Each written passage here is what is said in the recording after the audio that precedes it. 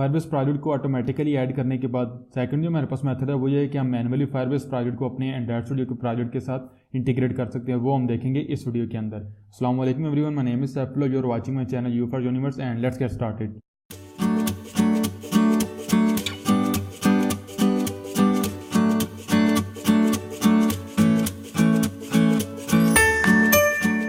WhatsApp everyone, welcome to your next video on Android development. और इस video में जैसे मैंने आपको बताया, हमने जो लास्ट वीडियो में फायरबेस प्रोजेक्ट को ऐड किया था अपने एंड्रॉइड स्टूडियो प्रोजेक्ट के अंदर यूजिंग फायरबेस असिस्टेंट, सेम वही हमने टास्क कंप्लीट करना है, लेकिन इस दफ़ा हम वो सारा काम मैनुअली करेंगे। पर्सनली मैं मैनुअली जो है वो प्रेफर करता हूँ, क्योंकि मैंने लास्ट वीडियो में भी आपको बताया था, आपने देखा था ऑटोमेटिकली कुछ हमारे पास इशूज़ आ जाते हैं, दैट्स वाई मैं जो है वो पर्सनली मैनुअल वे को प्रेफर करता हूँ। सो स्टार्ट करते हैं। Again add Firebase to your Android project के पेज के ऊपर अगर मैं आऊँ डॉक्यूमेंटेशन के ऊपर, तो सेकंड जो मेरे पास स्टेप है, लास्ट वीडियो में हमने ये वाला स्टेप देखा था फायरबेस असिस्टेंट वाला। अब हमारे पास है मैनुअली ऐड फायरबेस। अब मैनुअली फायरबेस को ऐड करने के लिए हमारे पास यहाँ पे कुछ जो है वो ऑप्शन हैं फायरबेस कंसोल के ऊपर। आप प्रोजेक्ट क्रिएट करें, ऑलरेडी हमने किया हुआ है, जो है वो ऑप्शनल सेकंड स्टेप है, इसको स्किप कर देंगे प्रोजेक्ट आईडी के लिए। थर्ड हमारे पास ये कि एंड्रॉइड स्टूडियो के ऊपर प्रोजेक्ट क्रिएट करेंगे, वो भी ऑलरेडी हमने जो है वो किया हुआ है। तो स्टार्ट करने से पहले ये है कि हमें सबसे पहले आप देख सकते हैं फर्स्ट स्टेप हमारे पास ये है कि हम अपने फायरबेस प्रोजेक्ट जब एंड्रॉइड प्रोजेक्ट में ऐड करेंगे तो सबसे पहले हमें कॉन्फ़िगरेशन फाइल जो है वो डाउनलोड करनी पड़ेगी। आप इस लिंक के ऊपर भी क्लिक कर सकते हैं, download the config file. Second आपके पास ऑप्शन ये है कि आप अगर प्रोजेक्ट के ऊपर जाएं, यहाँ पे अगर आप अपने प्रोजेक्ट के ऊपर जाते हैं तो यहाँ पे आपको ये वाले ऑप्शन नजर आएंगे कि डिफरेंट आप प्लेटफॉर्म्स के लिए, iOS के लिए, एंड्रॉइड के लिए, वेब के लिए आप अपने इस प्रोजेक्ट को फायरबेस के प्रोजेक्ट को उसके साथ इंटीग्रेट कर सकते हैं। अगर आप इसको यूज़ नहीं कर, अगर आपको ये नज़र नहीं आता, क्लिक करें सेटिंग के ऊपर, प्रोजेक्ट सेटिंग के ऊपर, तो ये वाली जो विंडो है योर ऐप्स, यहाँ पे आपको वो तमाम एप्लीकेशन नजर आएंगे जो बेसिकली ऑलरेडी कनेक्टेड है आपके इस फायरबेस प्रोजेक्ट के साथ। अब चूंकि हमारे इस प्रोजेक्ट के साथ अभी तक कोई एप्लीकेशन कनेक्टेड नहीं है, तो मैं सिंपली क्लिक करूंगा add Firebase to your Android app. इसके ऊपर जब मैं क्लिक करता हूँ तो यहाँ पे डिफरेंट जो है वो मेरे पास स्टेप्स हैं। यहाँ पे स्टेप नंबर 1, 2, 3, 4। तो हमें बेसिकली कॉन्फ़िगरेशन फाइल चाहिए जो कि हमारे पास सेकंड स्टेप के ऊपर है। तो सबसे पहले जो हमने यहाँ पे इन्फॉर्मेशन प्रोवाइड करनी है, बेसिकली हमारे पास पैकेज नेम होगा हमारी एप्लीकेशन का। अगर आपको पैकेज नेम का नहीं पता तो आप यहाँ पे टिप के ऊपर जा सकते हैं, जो आपकी एप्लीकेशन लेवल की ग्रेडल फाइल है उसकी एप्लीकेशन आईडी जो होगी वो बेसिकली हमारे पास हमारी एप्लीकेशन पैकेज नेम होगा। तो यहाँ पे आता हूँ, एप्लीकेशन बिल्ड ग्रेडल फाइल के अंदर एप्लीकेशन आईडी, इसको सिंपली मैं यहाँ से कॉपी करूँगा और यहाँ पे मैं इसको पेस्ट कर दूंगा। सेकंड स्टेप हमारे पास ये है कि ऐप निकनेम, इसको स्किप कर देंगे। थर्ड स्टेप जो है वो हमारे पास बेसिकली ऑप्शनल है, लेकिन वो कुछ फीचर्स के लिए ऑप्शनल है। अगर आप ये देख सकते हैं, आप रिक्वायर्ड फॉर डायनामिक लिंक्स को अगर आप यूज़ करते हैं, इनवाइट्स को, गूगल साइन इन और phone number sport in authentication build in हमें मिलती है, उनके लिए हमें इसकी ज़रूरत पड़ती है।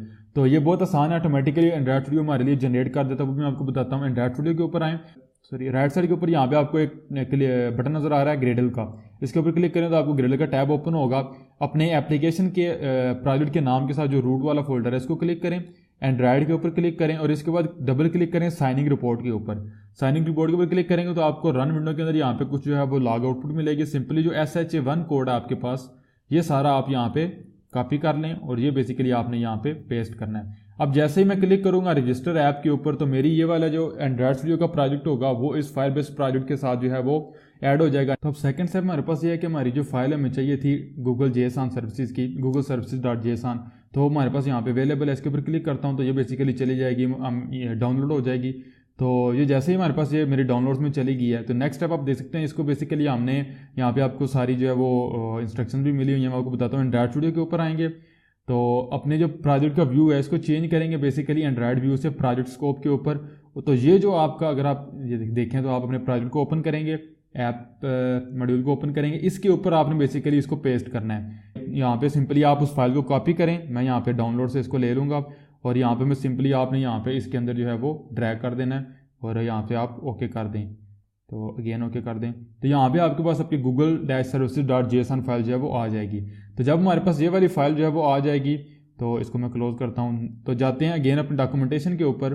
तो हमारे पास जब वो फाइल आ गई तो उसके बाद हमारे पास यहाँ पे कुछ डिपेंडेंसीज हैं जो हमने ऐड करनी है। फर्स्ट डिपेंडेंसी जो है उसको हम कॉपी करते हैं। ये बेसिकली हमारे पास गूगल सर्विसेज का जो मॉड्यूल हमने ऐड किया है उसको यूज़ करने के हमारे पास जो है वो प्लगइन है ये। लेकिन ये जो प्लगइन की डिपेंडेंसी है ये जाएगी हमारी जो रूट लेवल की build.gradle फाइल है उसके ऊपर। जाते हैं प्रोजेक्ट और इसको अगेन मैं चेंज कर लूँगा एंड्रॉइड के ऊपर और ये जो मेरी रूट लेवल की ग्रेडल फाइल है इसके ऊपर मैं इसको पेस्ट कर लेता हूँ। लेकिन इसके लिए ज़रूरी है, सिंक करने से पहले ज़रूरी है ये देख लें आपके पास रिपोजिटरीज में यहाँ पे और यहाँ पे दोनों के ऊपर गूगल और जे सेंटर यानी कि दोनों अवेलेबल हो, मेवन रिपोजिटरी दोनों के थ्रू आपके पास यहाँ पे अवेलेबल हो। ये हमने करना है। सेकंड स्टेप हमारे पास ये है कि हमने ये जो लास्ट वाली लाइन है, ये वाली लाइन हमने सिंपली कॉपी करनी है और इसको बेसिकली हमने पेस्ट करना है जो अपनी हमारी ऐप लेवल की ग्रेडल फाइल है मॉड्यूल लेवल की, इसके एंड के ऊपर यहाँ पे इसको पेस्ट कर देंगे।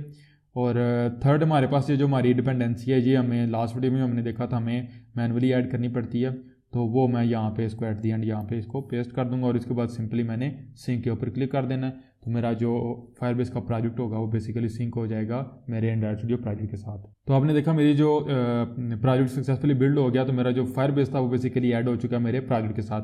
अब अगर मैं अगेन डॉक्यूमेंटेशन के पेज के ऊपर जाता हूँ और नीचे ब्राउज करता हूँ तो आपको अवेलेबल लाइब्रेरीज मिलती हैं। अब डिफरेंट, मैंने आपको पहले भी बताया था कि डिफरेंट फीचर्स के लिए डिफरेंट लाइब्रेरीज हैं। जिस भी फीचर को आप इनेबल करना चाहते हैं आप सिंपली उसकी डिपेंडेंसी को ऐड करेंगे। सपोज मैं रियल टाइम डेटाबेस की डिपेंडेंसी को ऐड करना चाहता हूं तो सिंपली ये वाली डिपेंडेंसी मैं यहाँ से कॉपी कर लूँगा, इसके ऊपर आऊँगा और यहाँ पे मैंने सिंपली लिखना है इम्प्लीमेंटेशन और स्पेस कॉलन के अंदर मेरे पास ये डिपेंडेंसी आएगी और इसको मैं सिंक कर दूंगा। अब जैसे मैं इसको सिंक करूँगा तो मेरे पास जो real time Firebase real time database होगा वो बेसिकली मेरे पास यहाँ पे अवेलेबल हो जाएगा। तो एक चीज़ लास्ट वीडियो में जो मैंने स्किप कर दी थी वो ये है कि आप अगर किसी भी डिपेंडेंसी का लेटेस्ट वेरिएंट चेक करना चाहते हैं तो आप कर्सर को उस डिपेंडेंसी के वेरिएंट नंबर के ऊपर अगर आप लेके आएंगे तो आप देख सकते हैं मेरे पास यहाँ पे जो है वो मुझे मैसेज मिल रहा है new variant of your dependencies available. आप यहाँ पे इंटेंशन एक्शन ऑल्ट इंटर के ऊपर जाएँ तो आप लेटेस्ट डिपेंडेंसी वेरिएंट के ऊपर भी इसको चेंज कर सकते हैं और सिंपल यहाँ पे सिंक कर दें। ये जो मेरे पास मेरी स्पोर्ट ऐप कम्पैक्ट का एरर आ रहा है इसको सिंपली इग्नोर कर दें, मेरे पास वेरिएंट कंप्लीट है ये तो मेरे हर एक ब्लैंक प्रोजेक्ट के अंदर भी आता है। फिर गैस मैं वीडियो को स्टॉप करता हूँ। इन शॉर्ट ये है कि आप लोगों को मेन बताना ये था कि हमारे पास दो मेथड्स हैं फायरबेस प्रोजेक्ट को अपने एंड्रॉइड स्टूडियो प्रोजेक्ट के साथ ऐड करने के। तो हमने ऑटोमेटिक तरीका भी देखा फायरबेस असिस्टेंट का और हमने मैनुअली भी देखा। लास्ट वीडियो में एक जो स्टेप मैंने नहीं आपको बताया वो ये था कि अगर मैं अपने प्रोजेक्ट के ऊपर जाऊं अगेन प्रोजेक्ट स्कोप के ऊपर तो ये जो बेसिकली हमारी google-services.json की फाइल होती है इसके अंदर बेसिकली हमारे फायरबेस डेटाबेस की कॉन्फ़िगरेशन और जितनी भी डिटेल होती है जो बेसिकली हमारे फायरबेस के डेटाबेस को कम्युनिकेशन के लिए ज़रूरी होता है अपने एंड्रॉइड स्टूडियो के साथ, तो वो हमारे पास इसके अंदर वो सारी इन्फॉर्मेशन या डिटेल पड़ी होती है। अगेन अगर ब्राउज़र के ऊपर आएँ तो ये स्टेप हमारे पास हो गया। नेक्स्ट तो अगेन वही डिपेंडेंसी आपको यहाँ पे दी जा रही है जो मैंने आपको अपनी डॉक्यूमेंटेशन के पेज के ऊपर जो है वो आपको शो करवाई। आप इन डिपेंडेंसी को कॉपी कर सकते हैं। सिंपली आपने इसको प्रोजेक्ट की बिल्ड ग्रेडल फाइल के अंदर ऐड करना है और इसको आपने प्रोजेक्ट मॉड्यूल ग्रेडल फाइल के अंदर इनको ऐड करना है। तो सिंक नेक्स्ट कर देंगे और नेक्स्ट जो आपके पास स्टेप होगा अगर इसको आप चेक करना चाहें कि आपकी एप्लीकेशन जो है वो सक्सेसफुली ऐड हो चुकी है कि नहीं, तो हमें यहाँ पे वो मैसेज जो है वो मिल गया। तो बेसिकली मैंने इस स्टेप को इसलिए यहाँ पे स्किप कर दिया कि सेम वही डिपेंडेंसी थी जो हमें यहाँ पे मिलनी थी।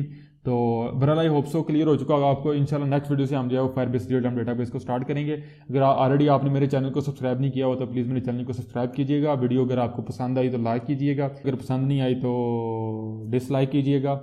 And see you guys in the next video. अल्लाह हाफिज़।